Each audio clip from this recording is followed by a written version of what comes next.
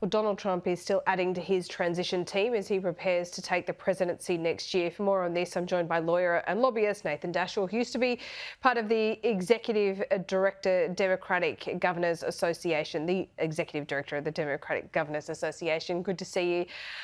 First of all, we haven't spoken since I returned from the US, with a little bit of distance now between the US election and the result. What happened, Nathan? Well, what happened is a majority of people for the first time ever supported Donald Trump for president. I mean, the first time ever because he's run for president twice before and he got 46%. Never in between then and 2024 in the polls did he break 50. But Donald Trump broke 50%. He got 50.9% of the popular vote. He not only that, he won all 7 swing states. The 7 battleground states, Donald Trump won them all. Republicans also won the Senate, and then they kept the House. So they have a trifecta. Yep, on every metric as well, when you look at it. So what kind of soul searching are the Democrats doing at the moment? How much of this can be laid at the feet of Kamala Harris herself, but also the team behind her? Was there too much, moralizing on social issues? Was their message not crisp and clean enough? What was it, Nathan? So the short answer to the first question about whether there's too much moralizing on social issues, the answer is definitely yes. Was the message not crisp enough? The answer is definitely yes. But the other reasons why she lost, number one is that Joe Biden is, for right or wrong, a historically unpopular president. No one will leave the White House with lower approval ratings than any president since 2008. He had a 48% approval rating. 61% of Americans going into this election said they wanted a major change from the Biden-Harris administration. Nathan, can I just pick you up there on just ask you a question about that and the approval ratings and the unpopularity of Joe Biden? Is it because, not because he's deemed a bad guy by the American public, not because his heart's not in the right place, but because over the last couple of years his cognitive decline has been so apparent. And one of the things that struck me about this campaign is that Kamala Harris and the Democrats never admitted that to the American public, and therefore couldn't tell the story as to why Kamala Harris was all of a sudden there. And that is a fair criticism. I will say that is a fair criticism of my party. I think Joe Biden was unpopular for 3 reasons. Number one, he didn't talk about the economy. He didn't give us much of a message on the economy. He didn't have any credibility in the economy. The economy was the number one issue in this year's elections. That was the issue more important than any other to American voters. The second issue, tied, was immigration and abortion, and he had zero credibility on immigration. Abortion, Democrats would win on their argument of abortion, but that's only one of the top 3 issues. But then the other reason that he was so unpopular is, as you said, I think that the White House lost credibility with American people when they told them that he was fine. Because people would see videos of him and they would hear him talk and they would think, it doesn't seem fine. It doesn't seem like he has the cognitive capacity to be the United States president. But our White House would say, you're not seeing it right. Sometimes they'd be critical, saying you're being ageist.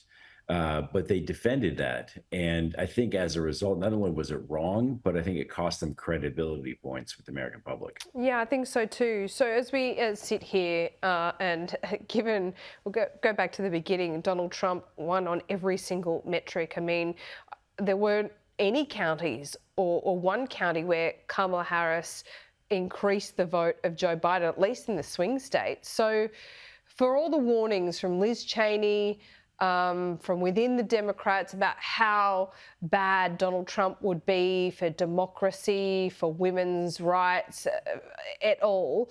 Do you sit here today and still believe that he is going to be the monster, the tyrant that he was made out to be in the campaign? Well, I think that that is what Democrats have to reconcile right now. Is certainly gave that they gave that warning that he would be. Um, Look, I mean, I haven't spent too much time talking about my personal opinions on Donald Trump, and I am concerned about the way he wants to lead the country. Yeah. But the reason Donald Trump won is because when the New York Times did a poll right before the election of the top issues, as I mentioned before, it was economy number one, immigration and abortion tied for two. A distant fourth was democracy. That was at 6%. So 15% of voters thought immigration and abortion were the most important issue. 27% thought the economy was. Only 7% thought democracy was.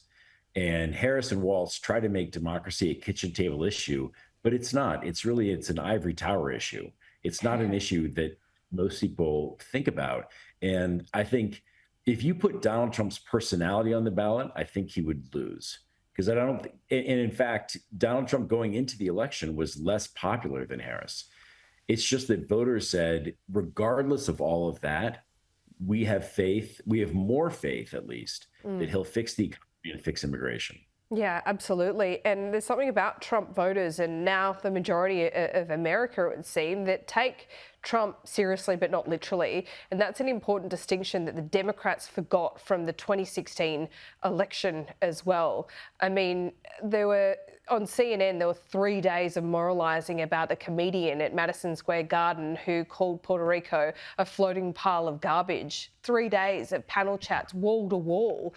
And then what happens in places like Pennsylvania, around Philly in particular, in Florida, Donald Trump increased their votes. So there's something in that, isn't there? Puerto Ricans see themselves as Americans. There's a reason why they're living in America, not Puerto Rico. And that seemed to pass a lot of the Democrats by and a lot of the mainstream media. Yeah, you're absolutely right. And I have to confess, I'm a little bit part of the problem because I thought the comedian was a little bit offensive. I mean, I thought he was funny, but I thought that the joke about Puerto Rico and then his joke about African Americans was sort of offensive. I didn't think we should on it as a campaign, but I didn't think it was a little offensive. But you're right. Donald Trump did better with Latino voters than anyone in recent history, any Republican in recent history. It's wild, isn't it? Yeah, Harris only got 52% of the Latino vote. Traditionally, Democrats need 64%. And Donald Trump got 55% of Latino men.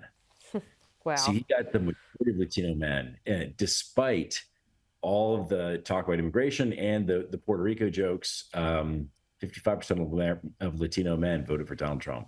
There's so much I want to talk to you about with the result and the election, but we are well out of time, Nathan. But really, thank you. I really appreciate your time on the program, as always. We'll do this again soon.